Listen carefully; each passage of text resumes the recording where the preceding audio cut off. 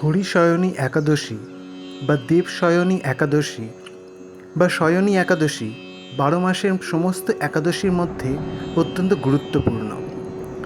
বলা হয় এই একাদশীর দিন জগৎপালক শ্রীহরি বিষ্ণু ক্ষীরসাগরে মহাজাগতিক নিদ্রায় বা শয়নে যান।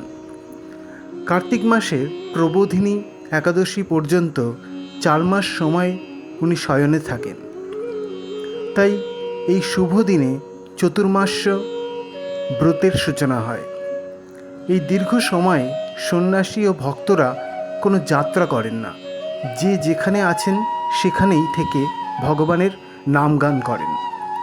ভক্তরা বিশ্বাস করেন যে এই সময়টি সমৃদ্ধি, সুখ এবং আধ্যাত্মিক উন্নতির জন্য ভগবান বিষ্ণুর আশীর্বাদ পাওয়ার একটি অত্যন্ত শুভ যোগ বা সময়।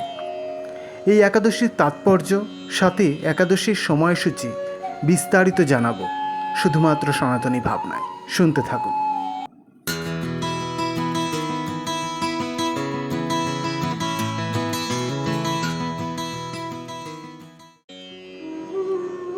আষাঢ়ী একাদশী বা দেবশয়নী একাদশী এবছর পড়েছে বুধবার 1 শ্রাবণ, ইংরাজির 17 জুলাই।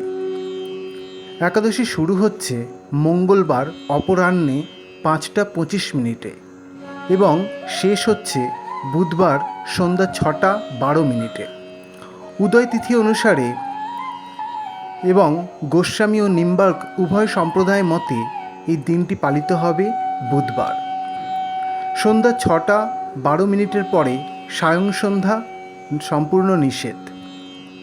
স্মার্ত এবং গোস্বামী মতে সায়ং সন্ধ্যায় শ্রী শ্রী হরির শয়ন।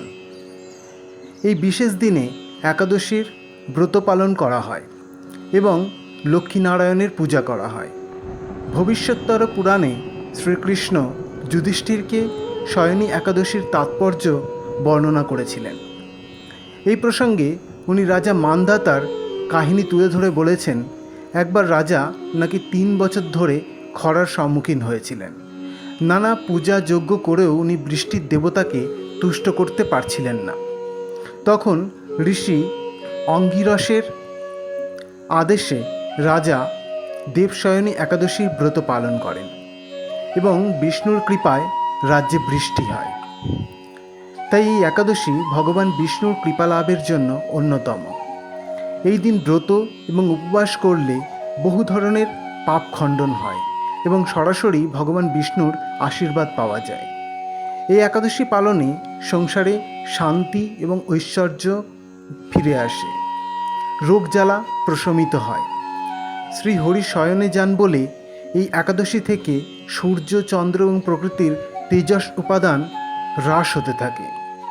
তাই কোনো শুভকর্ম যথা বিবাহ, গৃহপ্রবেশ ইত্যাদি সমস্ত শুভকর্মের শুভ ফল এই সময় প্রাপ্ত হয় না। কিন্তু এই একাদশীর ব্রত পালন করে বিষ্ণুর আশীর্বাদ লাভ করলে সংসারে সুখ, শান্তি এবং সমৃদ্ধি লাভ হয়ে থাকে। এই তিথিতে দান ধ্যান করা অত্যন্ত শুভ। দান ধ্যানের মাধ্যমে বহু পাপ খণ্ডন হয় এবং সংসারের সার্বিক মঙ্গল সাধন হয়ে থাকে।